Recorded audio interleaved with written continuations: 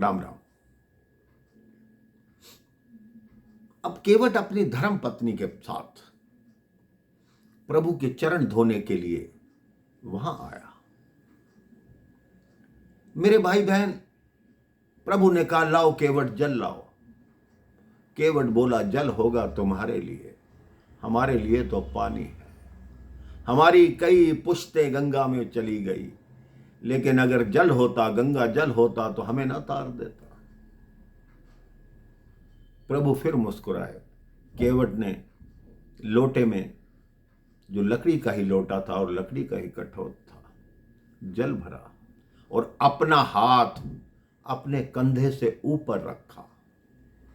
कहते हैं प्रभु इसमें चरण रखिए। प्रभु ने कहा मैं इतना चरण कैसे उठाऊं, ये कौन सा तरीका है? केवट बोला आज सब कुछ हमारे तरीके से होगा। नाव पर जाना है तो हमारे तरीके से ही चलना होगा।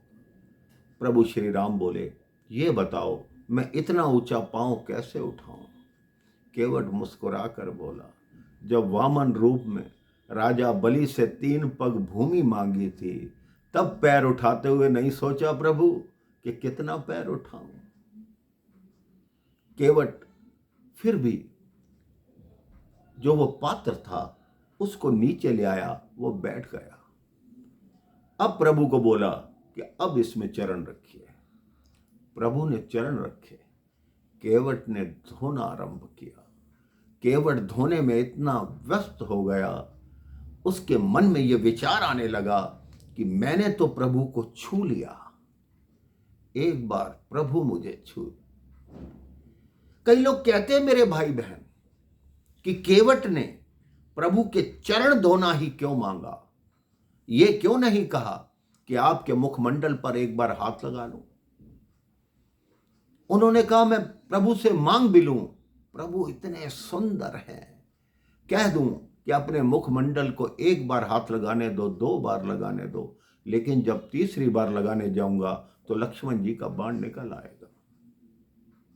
कहते हैं मैं चरण धोऊंगा और जितनी देर मर्जी धोऊंगा, कोई मुझे कुछ नहीं कह सकता।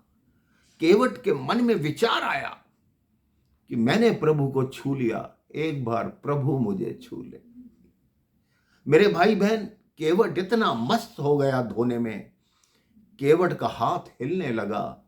हाथ हिला, प्रभु का चरण हिला, प्रभु हिलने लगे। फिर प्रभु ने कहा केवट ऐसे मत करो, मैं गिर जाऊंगा।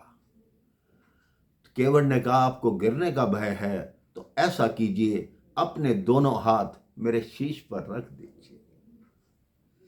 मेरे भाई बहन, आकाश से पुष्प वर्षा हुई कि धन्य है केवट जिसने प्रभु के दोनों हाथ अपने शीश पर रखवा लिए। लक्ष्मण जी बोले हाँ हाँ भैया, इसके शीश पर दोनों हाथ रख दो, इसकी बुद्धि थोड़ी ठीक हो जाए। केवट बोला लक्ष्मण जी, मेरी बुद्धि ठीक पहले से ही है, लेकिन प्रभु के हाथ रखने से तीव्र हो जाएगी। अब केवट और उसकी धर्म पत्नी ने प्रभु के चरणों को धोया, पोंछा। प्रभु बोले अब तो आपकी शर्त मान ली, आपने चरण धो लिए, अब तो नाव में बैठे। केवट बोला कृपया पंक्ति में आइए।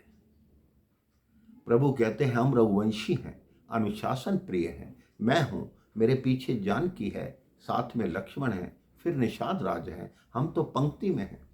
केवट बोला नहीं महाराज, हमारे कई पूर्वज आपसे आगे पंक्ति में हैं, जिनको गति नहीं मिल पाई, जो यहीं पैदा हुए यहीं मर गए, उनका मोक्ष की प्राप्ति कराइए, उनको तारिए, उसके बाद आप नाव में बैठेंगे।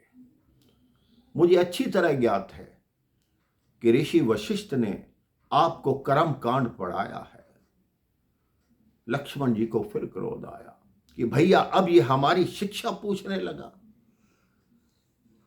राम जी मुस्कुराए और बोले ठीक है केवट, हम तुम्हारे पितरों का उद्धार करते हैं।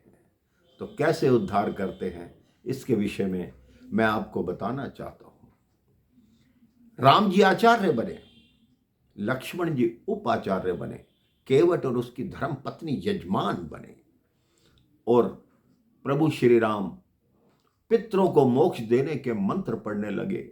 देवताओं ने दूसरी बार पुष्प वर्षा की। कहता है ऐसा पहला भक्त है जो प्रभु से अपने पितरों का भी उद्धार करवा रहा है। इसके आगे क्या हुआ मेरे भाई बहन, वो मैं आपको अगले प्रसंग में बताता हूँ। राम राम, जय श्री राम।